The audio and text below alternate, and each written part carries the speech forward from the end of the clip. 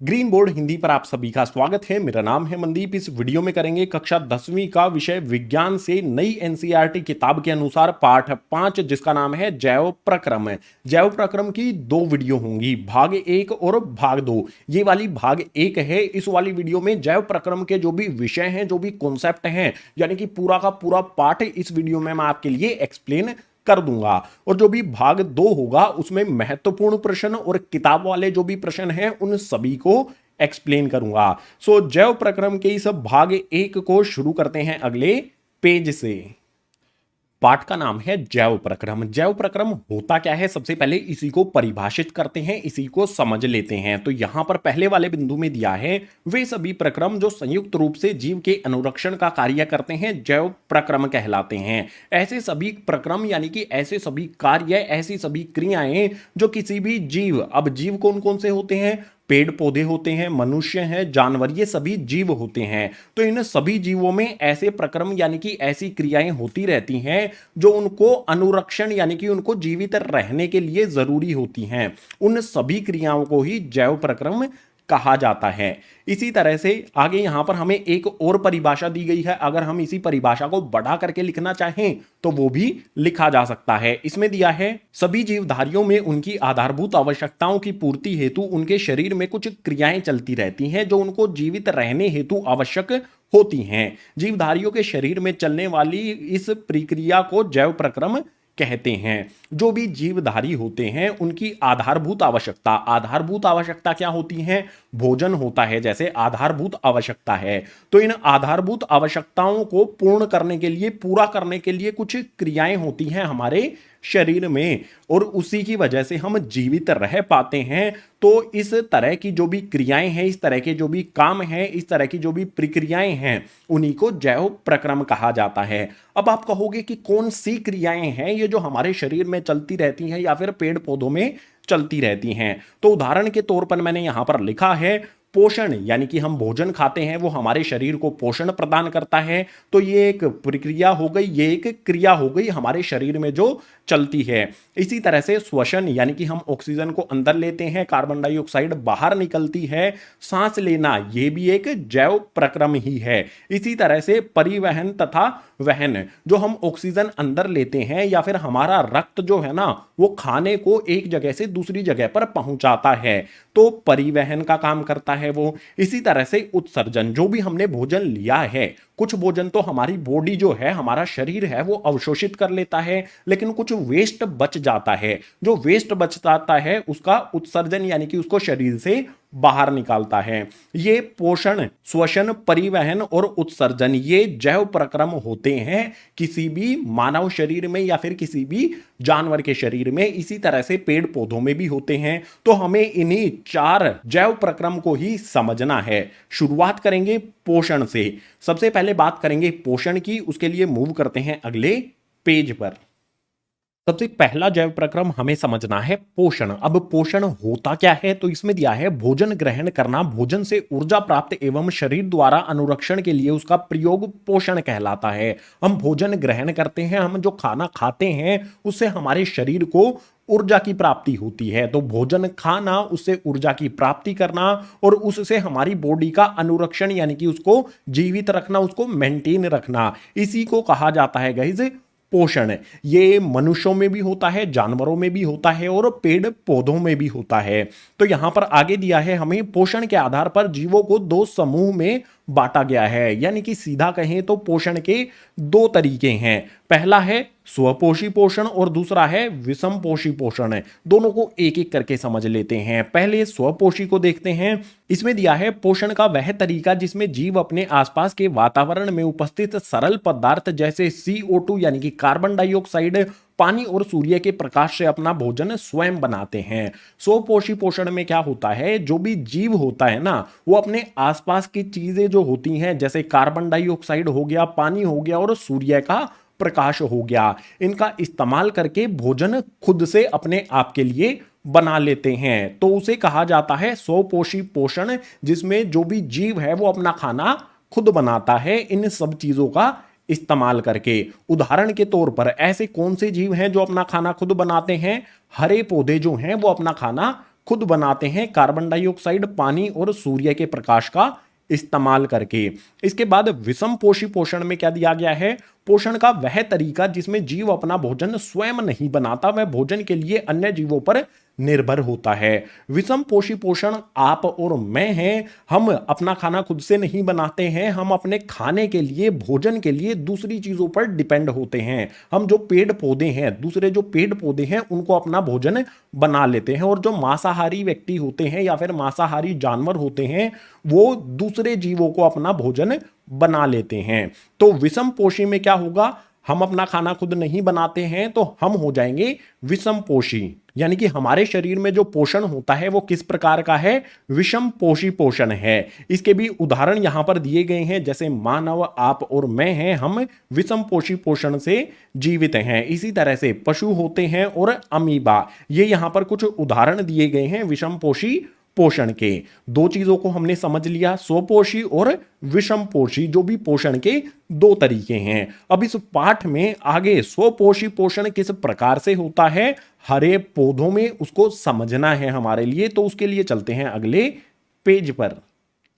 अब इस पेज पर आ जाता है स्वपोषी पोषण। पीछे वाले पेज पर हम समझ चुके हैं कि स्वपोषी पोषण क्या होता है। इस वाले पेज पर समझेंगे कि यह किस प्रकार से होता है। तो स्वपोषी पोषण में दिया है, स्वपोषी पोषण हरे पौधे प्रकाश संश्लेषण द्वारा करते हैं। ये जो भी पोषण है ये प्रकाश संश्लेषण द्वारा किया जाता है। और किनके द्वारा किया जाता है? हरे पौधों के द्वारा। तो प्रकाश संश्लेषण काफी इंपॉर्टेंट है, इसके बारे में सारी जानकारी यहां पर दी गई है, इसको डिटेल में समझ लेते हैं। इसमें दिया है, यह वह प्रक्रम है जिसमें स्वपोषी बाहर से लिए पदार्थों को ऊर्जा संचित रूप में परिवर्तित कर देते हैं। ये पदार्थ कार्बन डाइऑक्साइड तथा जल के रूप में लिए जाते हैं, जो सूर्य के प्रकाश तथा क्लोरोफिल की उपस्थिति में ग्लूकोज में परिवर्तित कर दिए जाते हैं।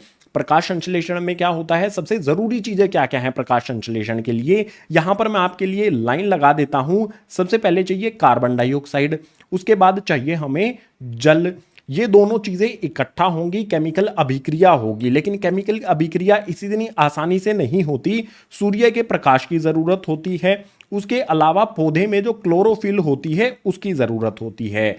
कार्बन डाइऑक्साइड और जल, पौधा क्या करता है? जो हवा है उससे कार्बन डाइऑक्साइड ले लेता है और जमीन यानी कि मिट्टी से वो पानी ले लेता है। कार्बन डाइऑक्साइड और जल सूर्य के प्रकाश यानी कि सूर्य की रोशनी में और पौधे में प्रेजेंट होता है, उपस्थित होता है क्लोरोफिल उसकी सहायता से। CO2 यानी कि कार्बन डाइऑक्साइड, H2O यानी कि जल सूर्य के प्रकाश में, और जो पौधे में क्लोरोफिल होता है इसका काम क्या होता है? जो भी सूर्य का प्रकाश है उसको ये सोख लेता है। क्लोरोफिल सूर्य के प्रकाश में कार्बन डाइऑक्साइड और H2O यानी कि जल से ग्लूकोज में परिवर्तित कर दिए जाते हैं। जो यहां पर फॉर्मूला लिखा गया है ये है गाइस हमारा ग्लूकोज है, जिसका फॉर्मूला होता है C6H12O6। इस ग्लूकोज में परिवर्तित कर दिए जाते हैं, जो कि पेड़ पौधों के लिए भोजन का कार्य करता है, पोषण का कार्य करता है। इसके साथ ही ऑक्सीजन गैस पौधे से बाहर निकल जाती है। आपने सुना होगा जो पौधे हैं वो कार्बन डाइऑक्साइड तो अंदर लेते हैं और बाहर छोड़ते हैं ऑक्सीजन। तो ये प्रकाश संश्लेषण द्वारा ही किया जाता है। जो भी ये अभिक्रिया यहां पर लिखी गई है ये काफी इंपॉर्टेंट है एग्जाम के लिए, तो ध्यान रखना है इसे प्रकाश संश्लेषण के लिए। अब आगे दिया है, प्रकाश संश्लेषण के दौरान निम्नलिखित घटनाएं होती हैं। जब भी प्रकाश संश्लेषण होता है तो क्या क्या घटनाएं होती हैं? सबसे पहली है यहां पर क्लोरोफिल द्वारा प्रकाश ऊर्जा को अवशोषित करना। जो भी क्लोरोफिल होती है ना वो सूर्य के प्रकाश को अवशोषित कर लेती है, सोख लेती है। सबसे पहला घटनाक्रम हुआ ये। उसके बाद दूसरे पॉइंट में दिया है, प्रकाश ऊर्जा को रासायनिक ऊर्जा में रूपांतरित करना तथा जल अणुओं को हाइड्रोजन तथा ऑक्सीजन में अपघटन। जो भी प्रकाश ऊर्जा होती है उसको रासायनिक ऊर्जा में परिवर्तित करता है। कौन करता है? क्लोरोफिल। उसके बाद जो भी जल के अणु होते हैं, जल के अणु यानी कि H2O का हाइड्रोजन और ऑक्सीजन में अपघटन होता है। H2O में हाइड्रोजन और ऑक्सीजन है तो ये अलग अलग हो जाते हैं। हाइड्रोजन यहां पर हो जाता है और ऑक्सीजन अलग हो जाता है। हाइड्रोजन और ऑक्सीजन का अपघटन होता है। उसके बाद तीसरे पॉइंट में दिया है, कार्बन डाइऑक्साइड का कार्बोहाइड्रेट में अपचयन। जो भी हमारा ये ग्लूकोज है ना इसको हम कार्बोहाइड्रेट भी कह सकते हैं। या तो इसे हम ग्लूकोज कहेंगे, वैसे तो ग्लूकोज ही कहेंगे, लेकिन ग्लूकोज क्या होता है? कार्बोहाइड्रेट होता है। जो भी कार्बन डाइऑक्साइड गैस होती है उसको अपचयन हो जाता है कार्बोहाइड्रेट यानी कि ग्लूकोज में। वो कार्बन डाइऑक्साइड से रासायनिक अभिक्रिया करके जल के साथ सूर्य के प्रकाश की उपस्थिति में उसका अपचयन यानी कि परिवर्तित हो जाता है कार्बोहाइड्रेट में। इस तरह से होता है गाइस स्वपोषी पोषण। अब इससे रिलेटेड कुछ और बिंदु भी हमें समझने हैं, तो उनके लिए चलते हैं अगले पेज पर। जो भी हरे पौधे होते हैं उनमें क्लोरोफिल उपस्थित होता है, जो कि सूर्य के प्रकाश को सोख लेता है, अवशोषित कर लेता है। इसके बारे में थोड़ा सा और डिटेल में समझ लेते हैं। आपने इस तरह से हरे भरे पेड़ पौधे तो देखे ही होंगे। किसी भी हरे पेड़ पौधे की जो पत्ती होती है उसको तोड़कर उसको इस तरह से उसकी अनुप्रस्थ काट को अगर हम सूक्ष्मदर्शी से देखेंगे तो यहां पर हमें कुछ इस तरह की संरचनाएं दिखाई देंगी। जो भी ये संरचनाएं हैं ये अनुप्रस्थ काट पर सूक्ष्मदर्शी से देखने पर दिखाई देती हैं। इन अनुप्रस्थ काट में आपको इस तरह से हरे हरे बिंदु भी दिखाई देंगे। ये जो हरे बिंदु है ना, इनको कहा जाता है हरित लवक या फिर इनको क्लोरोप्लास्ट भी कह सकते हैं। जो भी ये हरे बिंदु हैं इनको हरित लवक कहेंगे, जो क्लोरोप्लास्ट होता है। इसके बारे में यहां पर हमें दिया है क्लोरोप्लास्ट क्या होता है। पत्ती की अनुप्रस्थ काट को सूक्ष्मदर्शी द्वारा अवलोकन करेंगे तो कुछ कोशिकाओं में हरे बिंदु दिखाई देते हैं। ये हरे रंग के बिंदु कोशिका अंग होते हैं जिन्हें हरित लवक या क्लोरोप्लास्ट कहा जाता है। हम बात कर रहे थे क्लोरोफिल की, तो क्लोरोप्लास्ट कहां से आ गया? जो क्लोरोफिल है वो इसी क्लोरोप्लास्ट के अंदर ही मौजूद होता है, उपस्थित होता है। जो भी क्लोरोप्लास्ट है ये कोशिका के अंग होते हैं। जो भी कोशिका है उसमें ये होते हैं हरे रंग के, अलग से दिखाई देते हैं जब सूक्ष्मदर्शी से देखा जाता है। और ये सूर्य के प्रकाश को अवशोषित कर लेते हैं, सोख लेते हैं। यही चीजें हमें समझनी थी क्लोरोप्लास्ट और क्लोरोफिल से संबंधित है। जो भी क्लोरोप्लास्ट या फिर क्लोरोफिल इसके अंदर उपस्थित होता है ये प्रकाश संश्लेषण में काफी सहायक होता है। उसके लिए चलते हैं अगले पेज पर। प्रकाश संश्लेषण में जो भी पेड़ पौधे हैं वो कार्बन डाइऑक्साइड को अंदर लेते हैं और ऑक्सीजन को बाहर निकाल देते हैं। तो ये प्रक्रिया जो है ऑक्सीजन को बाहर निकालने की और कार्बन डाइऑक्साइड को अंदर लेने की, ये किस प्रकार से होती है पेड़ पौधों में? हमारे पास तो नोज यानी कि नाक होती है, पेड़ पौधे किस प्रकार से करते हैं इस वाले पेज पर समझते हैं। सो यहां पर हमें दिया है रंध्र, जिसे इंग्लिश में स्टोमेटा कहा जाता है। जो भी रंध्र होता है इसके बारे में दिया है पत्ती की सतह पर जो सूक्ष्म छिद्र होते हैं उन्हें रंध्र कहते हैं। जो भी हरे पेड़ पौधे होते हैं उसकी पत्ती के ऊपर छोटे छोटे छेद होते हैं जिनको रंध्र यानी कि इंग्लिश में स्टोमेटा कहते हैं। अब ये स्टोमेटा किस तरह का दिखाई देता है यहां पर आपके सामने डायग्राम भी दिया गया है। यहां पर आप देख सकते हो ये राजमा की तरह दो शेप दी गई हैं, ठीक है। इनको कहा जाता है गाइस द्वार कोशिकाएं। जो भी द्वार कोशिकाएं हैं ये खुलती और बंद होती हैं। इसके बाद जो भी यहां पर बीच में है ये होता है रंध्र छिद्र। इसी छिद्र से ऑक्सीजन बाहर निकलती है और कार्बन डाइऑक्साइड इसके अंदर जाती है। ये हो गया है गाइस रंध्र छिद्र। इसके अलावा यहां पर आपको हरे हरे रंग के बिंदु दिखाई दे रहे होंगे। ये बिंदु जो है ना यही होते हैं हरित लवक यानी क्लोरोप्लास्ट। इनके अंदर होता है क्लोरोफिल। यहां पर जो आपको रंध्र दिखाई दे रहा है इसका छिद्र खुला हुआ है और इस तरफ जो आपको रंध्र दिखाई दे रहा है रंध्र यानी कि स्टोमेटा, इसका छिद्र बंद हो गया है। दिन के समय जो रंध्र होता है उसका छिद्र खुल जाता है और रात के समय अपना रंध्र पेड़ पौधे बंद कर लेते हैं। इसके बारे में दिया है हमें रंध्र के प्रमुख कार्य। रंध्र का जो भी मुख्य कार्य है वो क्या होता है?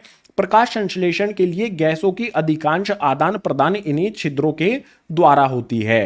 प्रकाश संश्लेषण में जो भी कार्बन डाइऑक्साइड है वो अंदर जाती है और ऑक्सीजन बाहर निकलती है, वो इन्हीं रंध्र के द्वारा होती है यानी कि स्टोमेटा के द्वारा होती है। इसी छेद से कार्बन डाइऑक्साइड अंदर चली जाती है और प्रकाश संश्लेषण के बाद जो ऑक्सीजन गैस बनती है पेड़ के अंदर वो इससे बाहर निकल जाती है। और ये रंध्र होते कहां पर हैं?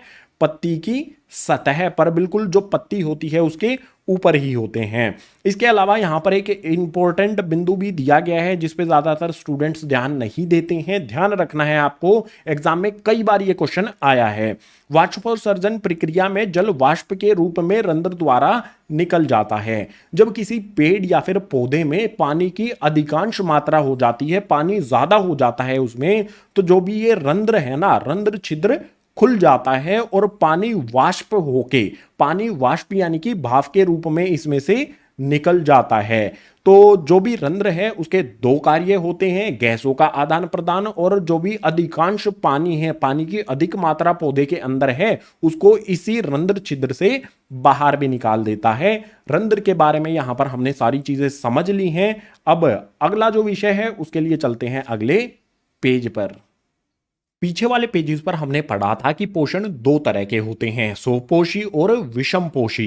स्वपोषी के बारे में सारी चीजें हम पढ़ चुके हैं पीछे वाले पेजेस पर। अब बारी आ जाती है विषम पोषी पोषण की। विषम पोषी पोषण को आगे तीन भागों में बांटा गया है, प्राणी संपोषण, मृतजीवी पोषण और परजीवी पोषण। इन तीनों को एक एक करके समझ लेते हैं। प्राणी संपोषण में दिया गया है, इनमें जीव संपूर्ण भोज्य पदार्थ का अंत ग्रहण करते हैं तथा उनका पाचन शरीर के अंदर ही होता है। प्राणी संपोषण में जो भी जीव है वो खाने को अपने शरीर के अंदर लेकर जाता है, और जो भी भोजन है उसका पाचन शरीर के अंदर ही होता है, जैसे आप करते हो या मैं करता हूं। यानी कि प्राणी संपोषण किनमें होता है? मानव में होता है, मनुष्यों में होता है, इसके साथ ही अमीबा में होता है। अमीबा का उदाहरण लेंगे आने वाले पेजेस पर, काफी अच्छी तरह से आप समझ पाओगे प्राणी संपोषण के बारे में। इसके बाद विषम पोषी पोषण का दूसरा यहां पर दिया गया है मृतजीवी पोषण। मृतजीवी पोषण में दिया है, मृतजीवी अपना भोजन मृत जीवों के शरीर व सड़े गले कार्बनिक पदार्थों से प्राप्त करते हैं। जो भी मृतजीवी पोषण है वो कहां पर होता है गाइस? जो भी कोई जानवर मर जाता है या फिर कोई फल है, अगर वो फल सड़ने लग जाता है तो उस पर आपने देखा होगा एक वाइट वाइट लेयर बन जाती है, सफेद कलर की एक परत आ जाती है जो फफूंदी होती है। तो फफूंदी क्या करती है, जो भी सेब है, मान लो एक फल सेब है वो खराब हो रहा है, तो फफूंदी उसको अपने भोजन के रूप में स्वीकार कर लेता है, उसे अपना भोजन बना लेता है। इसी तरह से कोई जानवर, मृत जानवर है, उसको अपना भोजन ये बना लेते हैं। मृत जीवी पोषण है, जो सड़े गली चीजें होती हैं या फिर जो चीजें मर चुकी हैं उनको अपना भोजन बनाते हैं। इसका उदाहरण हो जाएगा, ये किनमें होता है? फफूंदी करती है और कवक है। ये ऐसी चीजें हैं जो मृत जीवी पोषण को फॉलो करते हैं। बिल्कुल इसी तरह से तीसरा है परजीवी पोषण।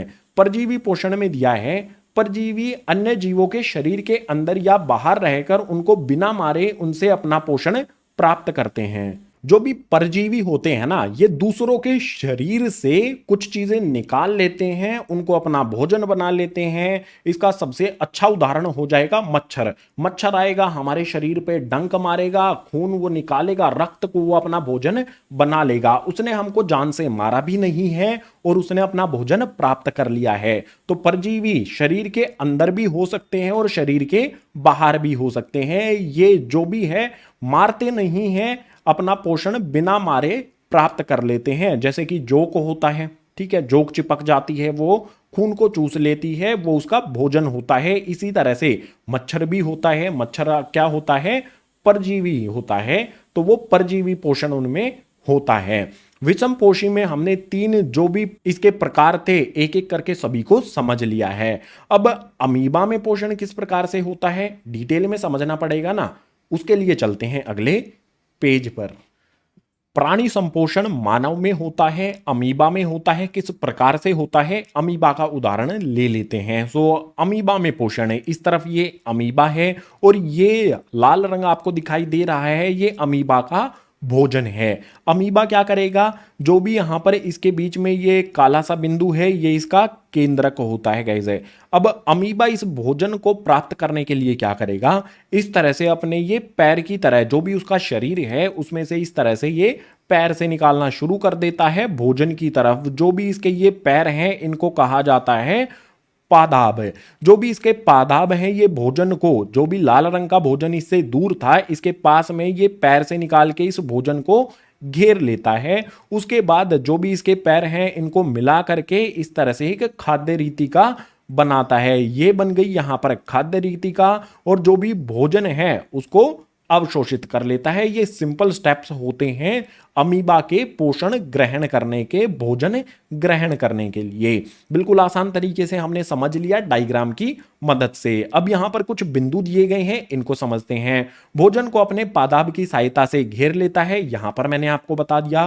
खाद्य रीतिका का निर्माण कर लेता है, इस वाले में बता दिया। इसके बाद जटिल पदार्थ का विघटन सरल पदार्थ में करता है। खाद्य रीतिका बनाने के बाद जो भी भोजन है, जब इसके यहां पर आ जाता है तो ये जो भी जटिल पदार्थ होता है उसको सरल पदार्थ यानी कि अपने भोजन में वो परिवर्तित कर लेता है। उसके बाद अगला पॉइंट दिया है, बचा हुआ अपचय कोशिका की सतह की ओर भेजकर उसे निष्कासित कर देता है।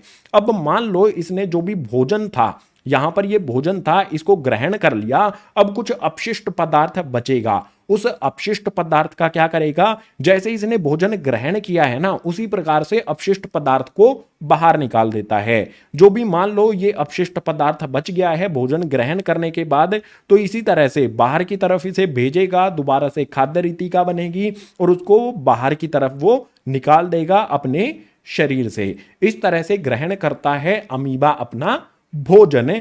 काफी इंपॉर्टेंट है, एग्जाम में डायग्राम से रिलेटेड भी क्वेश्चन आ सकते हैं, तो ध्यान से इस चीज को हमने यहां पर समझ लिया है, ध्यान रखना है आपने।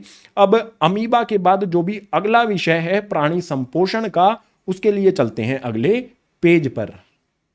अभी तक हमने हरे भरे पेड़ पौधों में पोषण किस प्रकार से होता है ये समझ लिया है, इसके अलावा अमीबा में पोषण किस प्रकार से होता है ये भी हमने समझ लिया। अब बारी आ जाती है आपकी, मेरी और सभी के सभी मनुष्यों की। जो भी मनुष्य यानी कि मानव है उनमें किस प्रकार से पोषण होता है, जो भी हम खाना खाते हैं वो हमारे शरीर में कहां कहां यात्रा करता है और उस भोजन का हमारा शरीर क्या क्या उपयोग करता है, सारी चीजें आपको यहां पर समझाने वाला हूं। तो खाना पककर तैयार है, खाना जो भी होता है उसको हम ग्रहण करते हैं अपने मुंह से। खाना हमारे मुंह में ग्रहण किया जाता है, उसके बाद दो चीजों का काम होता है, दांत और जिह्वा यानी कि हमारी जीभ। जो भी दांत हैं वो क्या करते हैं, भोजन को चबाते हैं यानी कि भोजन को छोटे छोटे टुकड़ों में तोड़ देते हैं। उसके बाद जिह्वा का काम होता है, जब भोजन छोटे छोटे टुकड़ों में टूट जाता है, जिह्वा क्या करती है, भोजन को लार के साथ मिलाने का काम करती है। जो भी हमारी जिह्वा है वो खाने को इधर उधर करके लार के साथ पूरी तरह से मिक्स कर देती है। अब लार कहां से आती है, अगले वाले पॉइंट में दिया है, लार ग्रंथि से। यहां पर आप डायग्राम में देखो, देखो ये यहां पर मुंह है सामने, इसके अंदर गई जो जिह्वा है, जो भी जिह्वा है ना उसके नीचे आपको पीले पीले रंग की जो संरचनाएं दिख रही हैं ये होती हैं लार ग्रंथि। इन लार ग्रंथियों से लार निकलती है जब हम खाना मुंह में लेकर जाते हैं। लार ग्रंथि के बारे में यहां पर दिया है, लार ग्रंथि से निकलने वाले रस को लार कहा जाता है। जो भी लार ग्रंथि से रस निकलता है वो लार होती है। ये लार काफी उपयोगी होती है भोजन के पाचन में। यहां पर दिया है स्टार्च।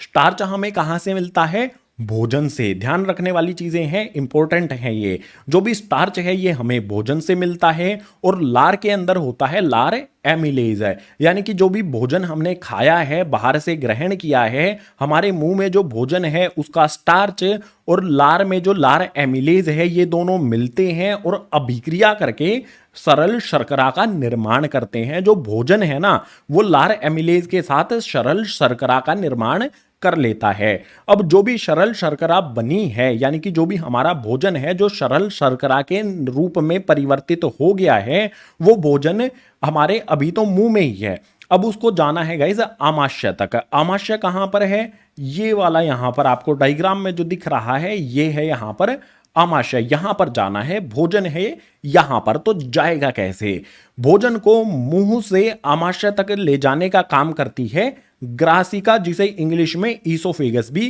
कहते हैं। ध्यान रखना इस चीज के बारे में। ये वाली जो नली है ना ये मुंह और आमाशय को जोड़ती है और भोजन इसी ग्रासिका के माध्यम से मुंह से आमाशय तक पहुंचता है। भोजन इस ग्रासिका के माध्यम से आमाशय में पहुंच जाता है, यही हमें यहां पर दिया होगा।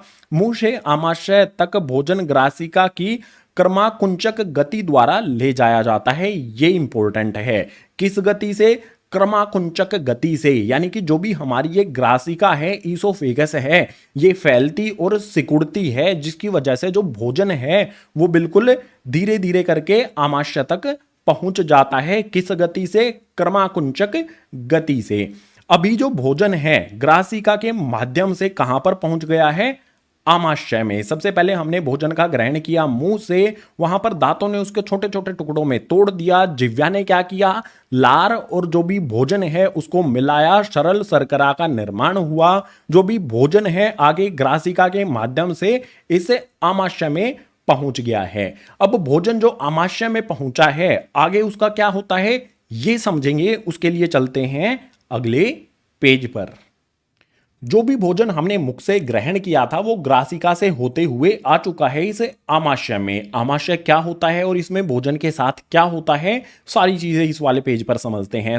आमाशय के बारे में दिया है, यह एक बड़ा अंग है जो भोजन आने पर फैल जाता है। जो भी आमाशय है ये एक बड़ा सा अंग होता है और इसमें जब भोजन जाता है तो ये फैल जाता है, बड़ा सा हो जाता है, भोजन की उसमें जगह बन जाती है। आमाशय में होती हैं जठर ग्रंथियां। जठर ग्रंथियां पेप्सिन स्रावण करती हैं, यानी कि पेप्सिन का निर्माण करती हैं। इसके अलावा जो भी हमारा आमाशय है उसमें हाइड्रोक्लोरिक अम्ल होता है और श्लेष्मा भी होता है। जो भी पेप्सिन, हाइड्रोक्लोरिक अम्ल और श्लेष्मा है, इनके कार्य क्या क्या होते हैं ये समझते हैं। सबसे पहले पेप्सिन को देखते हैं। इसमें पाचक एंजाइम होते हैं जो प्रोटीन का पाचन करते हैं। जो भी भोजन हमने खाया है उसमें जो भी प्रोटीन होगा ना उसके पाचन का काम करेगा पेप्सिन, क्योंकि इसमें पाचन एंजाइम होते हैं। और पेप्सिन काम कब करता है? पेप्सिन काम करता है अम्लीय माध्यम में। अगर माध्यम जो भी हमारा आमाशय है इसका माध्यम अम्लीय नहीं होगा तो पेप्सिन काम नहीं करेगा। तो इसका जो अम्लीय माध्यम है ना वो बरकरार रखना पड़ेगा। वो बरकरार रखने का काम करता है हाइड्रोक्लोरिक अम्ल। इसमें दिया है अम्लीय माध्यम तैयार करना जो पेप्सिन की मदद करता है। पेप्सिन प्रोटीन का पाचन कर लेता है क्योंकि उसको एक अम्लीय माध्यम तैयार मिलता है हाइड्रोक्लोरिक अम्ल के द्वारा। जो भी हम भोजन ग्रहण करते हैं अगर उसमें कुछ भी कीटाणु वगैरह हैं तो उस अम्लीय माध्यम में आने पर वो कीटाणु भी खत्म हो जाते हैं इस हाइड्रोक्लोरिक अम्ल की वजह से। ठीक है, इसके बाद दिया है श्लेष्मा। इसमें है आमाशय को अम्ल से रक्षा करता है। जो भी आमाशय की दीवार होती हैं, अब हाइड्रोक्लोरिक अम्ल ये बहुत तेज होता है, ये जला देता है, हमारे शरीर के अंदर होता है। तो उस शरीर, हमारे जो अंग हैं उनकी प्रोटेक्शन, उनकी रक्षा करने का काम करता है श्लेष्मा। जो भी आमाशय है उसकी वॉल्स यानी कि उसकी जो दीवारें होती है ना, उसकी जो सतह होती है उसकी सतह पर श्लेष्मा होती है। ये हाइड्रोक्लोरिक अम्ल से हमारे जो आमाशय है या फिर जो भी हमारे अंग हैं उनकी रक्षा करती है। आमाशय में भोजन पहुंचने पर पेप्सिन प्रोटीन का पाचन कर लेता है, हाइड्रोक्लोरिक अम्ल अम्लीय माध्यम तैयार कर देता है ताकि पेप्सिन सही तरह से पाचन कर पाए, और श्लेष्मा जो है वो अम्ल से हमारे आमाशय की रक्षा करती है। अब भोजन इस आमाशय के बाद, मान ले ये भोजन है हमारा, ये भोजन अब हमारा पहुंच जाता है क्षुद्रांत्र, यानी कि इधर छोटी जो आंत होती है वहां पर पहुंच जाता है। भोजन हमारा आ गया है इस क्षुद्रांत्र यानी कि छोटी आंत में। यहां पर भोजन का क्या होता है ये समझने के लिए चलते हैं अगले पेज पर। आमाशय से भोजन पहुंचता है क्षुद्रांत्र में। ये आमाशय है, इस नली से इन छोटी आंत, क्षुद्रांत्र को छोटी आंत भी कहा जाता है, छोटी आंत में भोजन पहुंच जाता है। अब क्षुद्रांत्र यानी कि छोटी आंत जो होती है उसके बारे में समझ लेते हैं। इसमें दिया है यह पूर्ण पाचन स्थल है, यानी कि जो भी भोजन है उसका कुछ पाचन तो आमाशय में हो गया, लेकिन अब जो भी बचा हुआ भोजन है उसका पूर्ण पाचन इसी क्षुद्रांत्र यानी कि छोटी आंत में हो जाता है। यहां क्षुद्रांत्र में जब भोजन पहुंच जाता है तो कार्य होता है यकृत, पित्ताशय और अग्नाशय का। अब यकृत इंग्लिश में लीवर कहते हैं। यहां पर आप देख सकते हो ये एक समोसे जैसी शेप में जो दिख रहा है ना, ये है यकृत यानी कि लीवर। लीवर का क्या काम होता है यहां पर दिया है, यह पितरस और पित्त लवण का निर्माण करता है। जो भी पित्त रस हैं और पित्त लवण हैं वो इस यकृत यानी कि लीवर में बनते हैं। अब जो भी बनता है पित्तरस और पित्त लवण, ये क्या करते हैं भोजन के साथ है, यह भोजन को क्षारीय करता है। जो भी यहां पर बना है यकृत में, क्या बना, पित्तरस और पित्त लवण, वो इस पाइप की सहायता से यहां पर जो शुद्रांत्र में भोजन है उस भोजन तक पहुंचता है। पितरस पहुंचा तो वो भोजन को क्षारीय कर देता है। उसके बाद पित्त लवण का काम होता है। जो पित्त लवण है ना वो क्षारीय माध्यम में काम करता है, तो सबसे पहले भोजन को क्षारीय किया जाता है। अब पित्त लवण क्या करता है, वही यहां पर जो पित्त लवण बना वो इस हरी सी पाइप के माध्यम से यहां भोजन तक पहुंचा। पित्त लवण इमल्सीकरण करता है। इमल्सीकरण का मतलब होगा, मान लो ये हमारा भोजन है, भोजन में क्या होता है, वसा गोलिकाएं होती हैं। मान लो इस तरह की वसा गोलिकाएं हैं कई सारी बड़ी बड़ी, तो इमल्सीकरण में क्या होगा, जो भी वसा गोलिकाएं बड़ी बड़ी हैं ना वो छोटे छोटे टुकड़ों में इस तरह से टूट जाती हैं। अगर छोटे छोटे टुकड़ों में टूट जाएंगी तो वो अधिक उपयोगी होंगी हमारे शरीर के लिए, उनको अब्जॉर्ब करना, उनको हमारे शरीर के लिए इस्तेमाल करना। पित्तरस भोजन को क्षारीय कर देता है ताकि पित्त लवण उनका इमल्सीकरण कर सके। जो भी बड़ी वसा गोलिकाएं होती है उनको छोटे छोटे गोलिकाओं में बदल देता है। इस तरह से वसा गोलिकाएं होती हैं उनको पित्त लवण छोटे छोटे टुकड़ों में तोड़ देता है। जहां पर यकृत का काम हो जाता है कंप्लीट, यकृत यानी कि लीवर का काम। अब बारी आ जाती है पित्ताशय की। देखो गाइस यहां पर लिखा गया है पित्ताशय। अब पित्ताशय होता है ये छोटा सा हरे रंग का जो आपको ये दिखाई दे रहा है ना, ये होता है पित्ताशय। ये यकृत से जुड़ा होता है, यकृत से कनेक्ट होता है, लीवर से कनेक्ट होता है। पित्ताशय का कार्य क्या होता है, यह पित्त का भंडारण करता है। यहां पर जो भी पित्त बनता है उसका भंडारण, स्टॉक रखता है ये अपने पास में, वहां को इसको स्टोर करके रखता है पित्ताशय में। इससे आगे अगले पॉइंट में है अग्नाशय। अग्नाशय सबसे पहले डायग्राम में आप देखो लिखा यहां पर गया है अग्नाशय, यहां पर आपको दिखाई दे रहा है ये है अग्नाशय। एक सेकंड इसको हाईलाइट कर देता हूं। ये वाला जो स्ट्रक्चर मैंने हाईलाइट किया है ये अग्नाशय है। अग्नाशय का काम क्या होता है और अग्नाशय होता क्या है, यहां पर हमें दिया है, इसमें आग्नेयशिक रस होता है। अब अग्निशयिक रस जो है वो ट्रिप्सिन और लाइपेज होते हैं, दो तरह के इसमें रस होते हैं। ट्रिप्सिन और लाइपेज का काम क्या होता है, जो भी यहां पर रस बना है वो भोजन तक पहुंचता है और जो भी भोजन में प्रोटीन होता है ना उसको वो पेप्टोन्स में बदल देता है, और जो भी वसा होती है भोजन में उसको वसा अम्ल में बदल दिया जाता है। जो भी प्रोटीन है वो पेप्टोन्स में इसलिए बदलता है क्योंकि हमारे शरीर को पेप्टोन्स की जरूरत होती है और वसा अम्ल की जरूरत होती है। देखो अब क्या क्या चीजें हो गई हैं। जो भी भोजन हमने खाया था वो किस रूप में परिवर्तित हो गया है, पेप्टोन्स में परिवर्तित हो गया है और वसा अम्ल में परिवर्तित हो गया है। अब जो भी भोजन यहां पर परिवर्तित हुआ है पेप्टोन्स और वसा अम्ल में, अब उस भोजन को हमारी बॉडी एब्जॉर्ब करेगी, उसका अवशोषण करेगी, उस भोजन को सोखेगी। और वो सोखती कैसे है, इन्हीं क्षुद्रांत्र यानी कि छोटी आंतों में ही होता है। कैसे होता है ये समझने के लिए चलेंगे अगले पेज पर। जो भोजन क्षुद्रांत्र में पेप्टोन्स और वसा अम्ल में परिवर्तित हो गया है, अब हमारी बॉडी उसका अवशोषण करेगी, हमारी बॉडी उस भोजन को सोखने का कार्य करेगी, और ये कार्य होता है क्षुद्रांत्र में ही। क्षुद्रांत्र को मैंने बताया था छोटी आंत कहा जाता है। छोटी आंत में अवशोषण का कार्य होगा पेप्टोन्स और वसा अम्ल का, और इनको सोखने का काम कौन करता है, दीर्घरोम करता है। दीर्घरोम होता क्या है, ये छोटी छोटी उंगली की तरह संरचनाएं होती हैं जो अवशोषण का क्षेत्रफल बढ़ा देती हैं, भोजन को अवशोषण करने का कार्य करती हैं। दीर्घरोम ये छोटी छोटी उंगली की संरचनाएं होती हैं, किसके अंदर, क्षुद्रांत्र के ही अंदर होती हैं। मान लो ये हमारे इस तरह से क्षुद्रांत्र हैं तो इस तरह की ये संरचनाएं होती हैं, ठीक है, उंगली उंगली सी बनी होती हैं। ये जो भी हमारा भोजन होता है पेप्टोन्स वसा अम्ल उनका अवशोषण कर लेती हैं, उनको सोख लेती हैं शरीर तक पहुंचाने के लिए। ठीक है, भोजन अभी क्षुद्रांत्र से जो भी भोजन था उसका अवशोषण हो गया। अब जो भी बचा हुआ वेस्ट प्रोडक्ट होता है ना, जो भी हम भोजन खाते हैं वो सारा का सारा पाचन नहीं होता है, कुछ वेस्ट भी बच जाता है। जो भी वेस्ट भोजन बचा है उसको शरीर से बाहर निकालना होता है, और बाहर निकालने के लिए बृहदांत्र में जाता है भोजन। यहां से छोटी जो भी हमारी आंत होती है उनसे इस बड़ी वाली आंत में आ जाता है। बड़ी वाली आंत को कहा जाता है बृहदांत्र। बृहदांत्र यानी कि बड़ी आंत, यहां पर लिखा गया है बृहदांत्र को बड़ी आंत कहा जाता है। जो भी बृहदांत्र है यहां पर क्या होता है, भोजन पहुंचने पर, भोजन नहीं वेस्ट प्रोडक्ट पहुंचने पर यहां जल का अवशोषण होता है और बचा हुआ पदार्थ शरीर से बाहर कर दिया जाता है गुदा द्वार के द्वारा। जो भी यहां पर भोजन पहुंचा है अगर उसमें पानी की मात्रा है तो उस पानी का अवशोषण हो जाता है, हमारा शरीर उसको अवशोषित कर लेता है, पानी को हमारे शरीर सोख लेता है। और जो बचा हुआ वेस्ट प्रोडक्ट होगा, बचा हुआ पदार्थ होगा, उसे यहां से बाहर कर दिया जाता है इस गुदा द्वार से।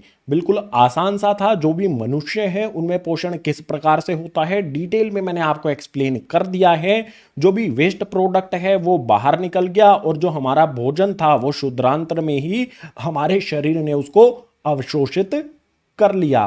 मनुष्य में जो पोषण है वो किस प्रकार से होता है, ये वाला कॉन्सेप्ट हो जाता है कंप्लीट। अब जो भी अगला कॉन्सेप्ट होगा ना, अगला विषय होगा, उसको समझने के लिए चलते हैं अगले पेज पर। जैव प्रक्रम में हमने पोषण के बारे में कंप्लीट समझ लिया है। पोषण क्या होता है, पेड़ पौधों में कैसे होता है, मनुष्यों में कैसे होता है, पोषण वाला जो कॉन्सेप्ट है ना वो हो जाता है हमारा कंप्लीट है। अब अगला जैव प्रक्रम क्या होता है, श्वसन। इसके बारे में समझना शुरू करते हैं और इसके लिए चलते हैं अगले पेज पर। जैव प्रक्रम में हमने पोषण को बिल्कुल डिटेल में समझ लिया। अब दूसरा जैव प्रक्रम आता है श्वसन। श्वसन क्या होता है बिल्कुल डिटेल में हर एक बिंदु को यहां पर समझेंगे। श्वसन में दिया है भोजन से ऊर्जा उत्पादन के लिए कोशिकाओं में भोजन के विखंडन को श्वसन कहते हैं। जो भी भोजन हमने ग्रहण किया था उससे ऊर्जा उत्पादन करने का काम होता है श्वसन वाले प्रक्रम में। और ये होता कहां पर है, कोशिकाओं में। जो भी हम भोजन खाते हैं उसका विखंडन होता है, उसका इस्तेमाल होता है ऊर्जा उत्पादन करने के लिए। हमारे शरीर को जीवित रहने के लिए क्या चाहिए, ऊर्जा की आवश्यकता होती है, एनर्जी की आवश्यकता होती है। तो एनर्जी यानी कि ऊर्जा का ही निर्माण होता है श्वसन प्रक्रम के द्वारा। यहां पर दिया है इसमें श्वसन दो तरह से होता है, दो तरह का होता है। पहला वायवीय श्वसन और दूसरा अवायवी श्वसन। अब ये दोनों क्या क्या होते हैं और इन दोनों के बीच में अंतर क्या है, इसी वाले पेज पर हम समझ पाएंगे। वायवीय श्वसन में पहला बिंदु दिया है ऑक्सीजन की उपस्थिति में होता है। वायवीय श्वसन जब होगा जब ऑक्सीजन उपस्थित होगी। और अवायवीय श्वसन में दिया है ऑक्सीजन की अनुपस्थिति में होता है, ऑक्सीजन नहीं होगी अवायवीय श्वसन के दौरान। सिंपल है बिल्कुल, पहला वाला बिंदु क्लियर हुआ। दूसरे वाले बिंदु पर आ जाते हैं। ग्लूकोज का पूर्ण उपचयन होता है, कार्बन डाइऑक्साइड, पानी और ऊर्जा का निर्माण होता है। वायवीय श्वसन में जो भी ग्लूकोज होता है कोशिका के अंदर उसका विखंडन हो जाता है, उसका उपचयन हो जाता है और वो परिवर्तित हो जाता है कार्बन डाइऑक्साइड, पानी और साथ ही हमें ऊर्जा भी मिल जाती है। ठीक है, ग्लूकोज यहां पर कार्बन डाइऑक्साइड, पानी और ऊर्जा का निर्माण करता है, कोशिका के अंदर होता है ये। और अवायवीय श्वसन में जो भी ग्लूकोज है ना उसका पूर्ण उपचयन नहीं होता, वो पूरी तरह से नहीं पचता है। उसमें इस वाली कंडीशन में जब ऑक्सीजन की अनुपस्थिति होती है तो जो भी ग्लूकोज है वो कार्बन डाइऑक्साइड, एथेनॉल, लैक्टिक अम्ल और साथ ही ऊर्जा का निर्माण करता है।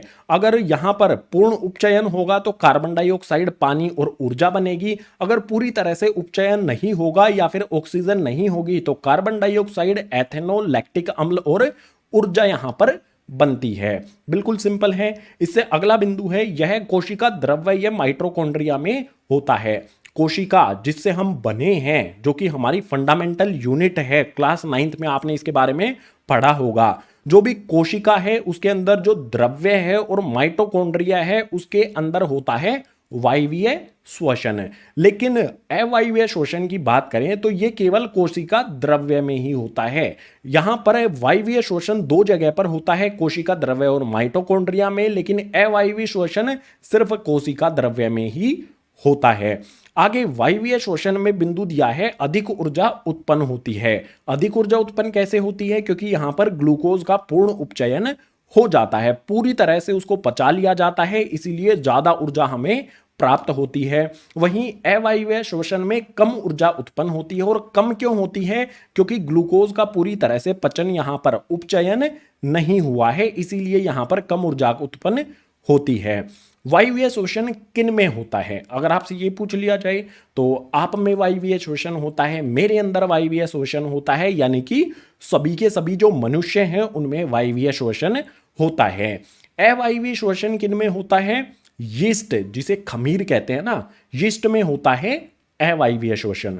शोषण क्या होता है और उसके जो भी दो भाग हैं, जिन दो भागों में उनको बांटा गया है, दोनों को हमने यहां पर समझा। उन दोनों के बीच में क्या अंतर है ये भी हमने समझ लिया। अब श्वसन में ही आगे हमारे लिए कुछ महत्वपूर्ण चीजें हैं, उनको भी समझेंगे अगले पेज पर।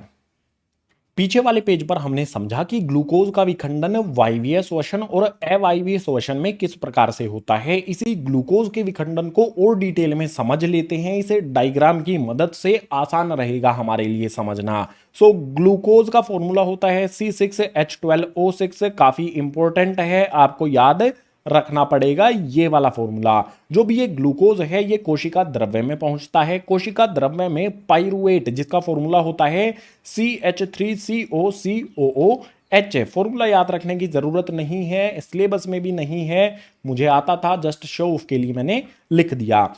तो ग्लूकोज और पाइरुवेट जो कि कोशिका द्रव्य में होते हैं, अगर ये दोनों मिलते हैं और ऑक्सीजन की अनुपस्थिति होती है, ऑक्सीजन नहीं होती है, यीस्ट में अगर ऑक्सीजन नहीं है और ग्लूकोज और पाइरुवेट हैं, तो ये किस चीज का निर्माण करेंगे? जो ग्लूकोज है उसका विखंडन किस रूप में होगा? उसका विखंडन होगा एथेनॉल में, कार्बन डाइऑक्साइड में, और थोड़ी सी ऊर्जा भी वहां पर मिलती है। बिल्कुल इसी तरह से ग्लूकोज का विखंडन ऑक्सीजन की अनुपस्थिति में हमारे शरीर के अंदर भी होता है, सिर्फ यीस्ट में नहीं होता है, हमारे शरीर में भी होता है, पेशी कोशिका में।